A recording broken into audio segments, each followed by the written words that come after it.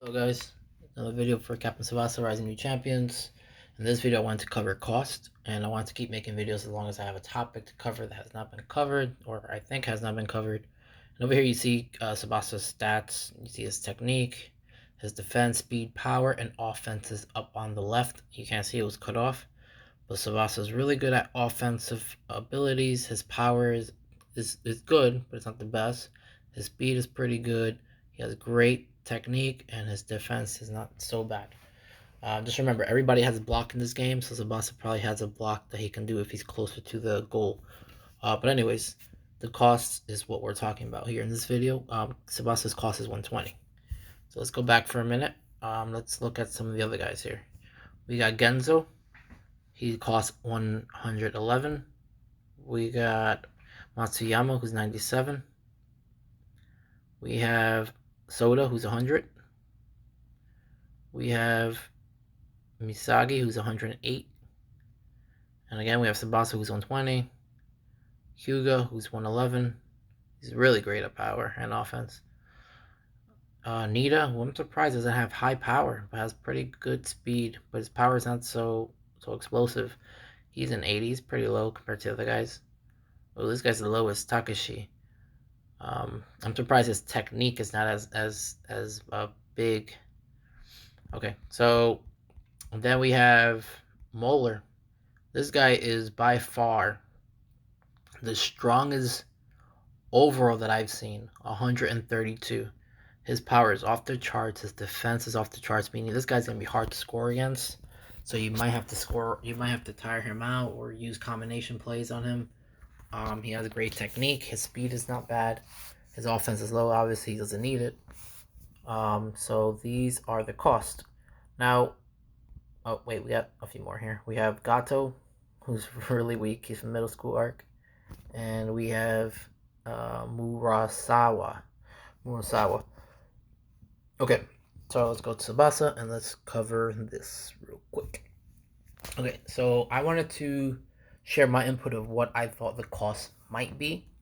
I think in this game, the cost is going to play a role on online mode and when you're creating a team.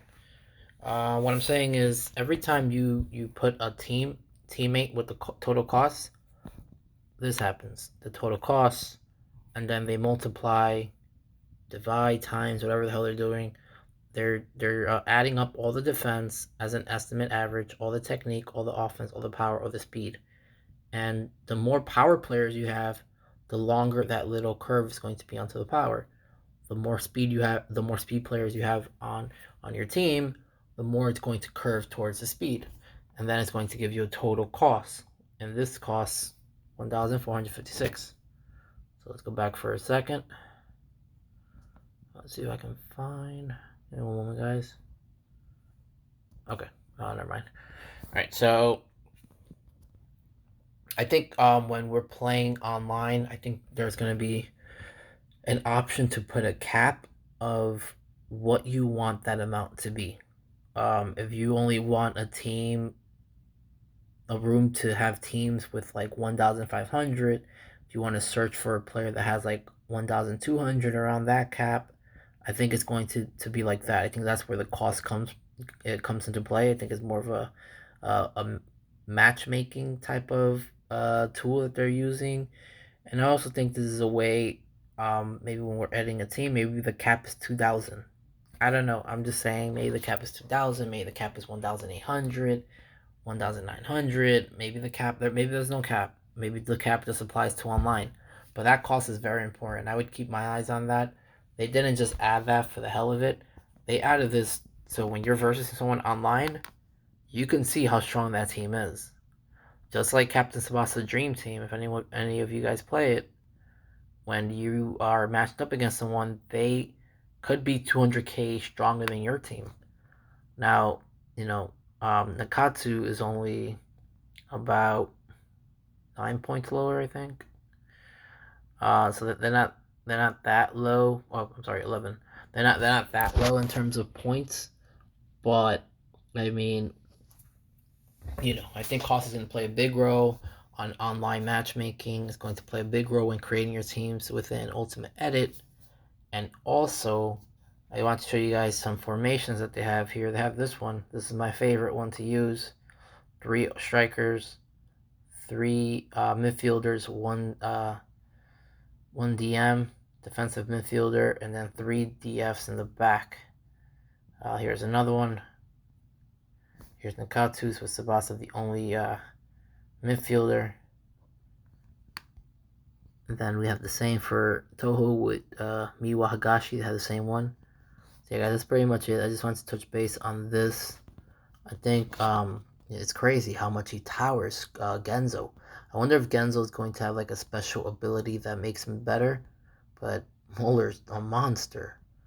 He's broken. So if they add DLC goalies, I wonder who's going to be stronger than Molar.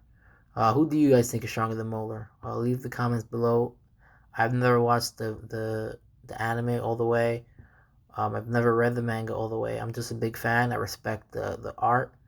I respect the plot, the setting, and you know, hopefully, and I'm excited for this game. I know you guys are too. I've been waiting for a long time. I know you guys have.